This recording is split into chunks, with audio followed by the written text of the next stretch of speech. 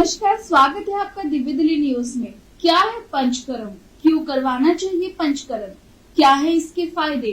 आज इन्हीं सवालों के साथ मेरे साथ स्टूडियो में मौजूद है डॉक्टर रजनी गुप्ता, जो कि हमें पंचकर्म के फायदे बताएंगे। स्वागत है मैम आपका हमारे स्टूडियो में। जैसे कि पंचकर्म क्या है और इसे क्यों करवाना चाहिए?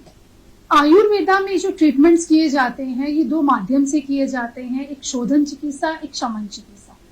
पंचकर्म शोधन चिकित्सा का पार्ट है। अगर आपके शरीर में कोई भी बीमारी बन रही है या आपको लग रहा है कि वो बीमारी के सिम्टम्स, प्रेडोमिनेंट सिम्टम्स आपके शरीर में आ रहे हैं, तो उस बीमारी से को बढ़ने से बचाने के लिए आपको पंचकर्म की सहायता लेनी चाहिए। पंचकर्म से हम शरीर के विषाक्त तत्वों को, जिसको हम टॉक्सिन्स बोलते हैं, उसको शरीर से बाहर निकाला जाता है।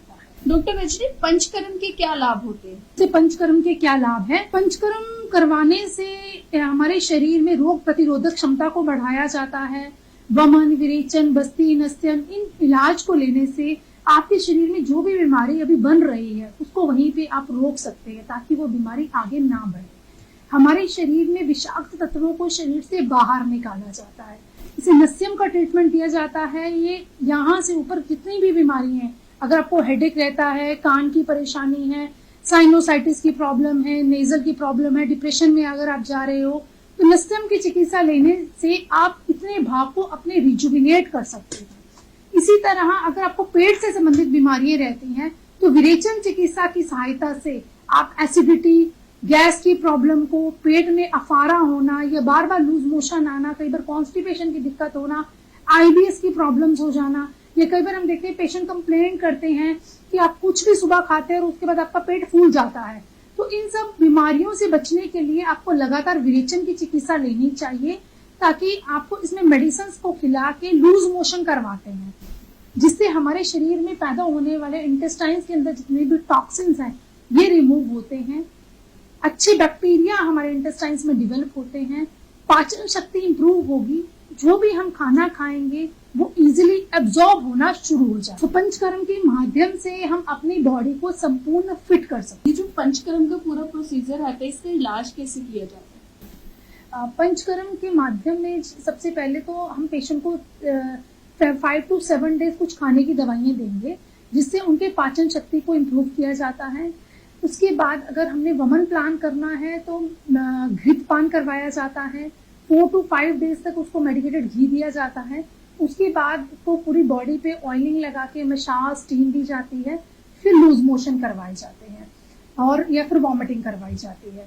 तो ये पूरा प्रोसीजर रहता है। या तो हम वॉमिटिंग के माध्यम से बीमारी को शरीर से बाहर निकालते हैं, या लूज मोशन के माध्यम से शरीर से बीमारी को बाहर निकालते हैं, या इसके अलावा बस्ती का जो ट्रीटमेंट दिया जाता है उसमें लेटरिन के रास्ते से दवाइयाँ डाली जाती हैं, जिसमें हमारे मेडिकेटेड ऑयल्स आते हैं या कषायम आते हैं, जो बस्ती के माध्यम से पेशेंट को दिया जाता है। और जिससे अपान वायु अगर विशेषण हो रहा है, आपको लोअर एब्डोमेन में कोई प्रॉब्लम है, या आपका यूरिन होल्ड होता है, इनफर्टिलिटी की प्रॉब्लम्स हैं, तो बस्ती के माध्यम से इसका इलाज किया जाता है।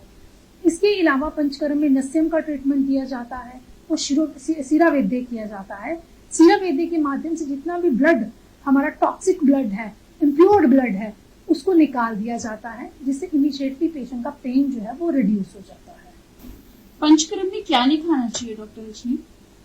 पंचकर्म के दौरान जैसे अगर आपको देखिए अब्डोमेन में पेन रहता है, या कुछ भी अगर आपको इंटेस्टाइन्स की प्रॉब्लम्स रहती है, तो आप खाने में बहुत ही हल्का खाना खाते हैं। हल्का खाना खाएंगे तो इजीली वो डाइजेस्ट हो जाएगा और आप रिकवर कर जाएगी आपकी बॉडी। इसी से संबंधित जैसे पंचकर्म का अगर आप ट्रीटमेंट लेते हैं तो आपकी सबसे पहले डाइट को कंट्रोल करते हैं हम। इसमें बिल्कुल लाइट डाइट दी जाती है, लिक्विड डाइट पे पेशेंट्स को रखा जाता है, ताकि आपकी खाने के पचाने की शक्ति को इम्प्रूव किया जा सके। उसके बाद धीरे धीरे धीरे करके डाइट को इंक्रीज किया जाता है। अगर आपको पंचकर्म के दौरान एकदम से एसी को एक्सपोज करना या ठंडी हवा में एक्सपोज करना, इस चीज के लिए हम पेशेंट्स को मना करते हैं, क्योंकि जब हम ट्रीटमेंट देते हैं तो ऑयल मसाज करी या स्टीम दी, तो उससे हमारे शरीर के पोर्स ओपन होते हैं। पोर ओपन होने से आपके बॉडी का सिस्टम जो है वो मेंटेन्ड रहता है। जैसे हमें स्वेटिंग आती है तो तो शरीर के अंदर के जितने भी टॉक्सिन्स हैं वो शरीर से बाहर निकल जाते हैं। और इमीडिएटली इसके बाद अगर आप एसी का एक्सपोजर करते हो तो एकदम से वो पोर्स आपके ब्लॉक हो जाते हैं और पेशेंट को कई बार कॉम्प्लिकेशंस होती हैं, इसीलिए इसको अवॉइड करना चाहिए। दूसरा, पंचकर्म के दौरान जो आप डाइट ले रहे हैं वो बिल्कुल ही लिक्विड डाइट लेनी है और ज्यादा एक्सरसाइजेज आपने नहीं करनी है, ज्यादा लंबा ट्रेवल आपने नहीं करना है, क्योंकि इन सब कारणों से वायु शरीर में बढ़ता है। आपको बहुत ज्यादा सन को भी एक्सपोजर नहीं करना है। नींद आपकी प्रॉपर होनी चाहिए, 6 to 7 आवर्स की नींद आपको रात में प्रॉपर लेनी है। पंचकर्म के ट्रीटमेंट्स के दौरान आपको दिन में नहीं सोना चाहिए, उसको अवॉइड करना चाहिए, क्योंकि अगर आप दिन में सोते हैं तो ये हमारे शरीर का कफ को बढ़ाता है। अभी वो गर्मी का सीजन है, गर्मियों में आप जीवन शोपन कर सकते हो, दिन में सो सकते हो, बट इसके ग्रीष्म काल के अलावा किसी भी सीजन में हमें दिन में सोना नहीं चाहिए, रात की नींद आपको प्रॉपर लेनी चाहिए। संध्या मेडिसिटी की जैसे कि सभी क्लिनिक है उन पर पंचकर्म की जो सुविधा है वो दी जा रही है, तो इसको किस प्रकार कोई भी इसका लाभ उठाना चाहे तो किस प्रकार आपसे संपर्क करें? अगर आपको शारीरिक संबंधित कोई भी बीमारी है तो नीचे दिए गए नंबर्स पे आप कांटेक्ट करके हमारी टीम से बात कर सकते हैं, हमारे स्पेशलिस्ट डॉक्टर से बात कर सकते हैं। ऑनलाइन के माध्यम से भी हम आपकी वीडियो कॉलिंग के माध्यम से भी हमारे डॉक्टर्स आपकी बीमारी को सुनेंगे, समझेंगे, और जो नियर बाय सेंटर है उसको आप विजिट करके भी अपना ट्रीटमेंट ले सकते हैं।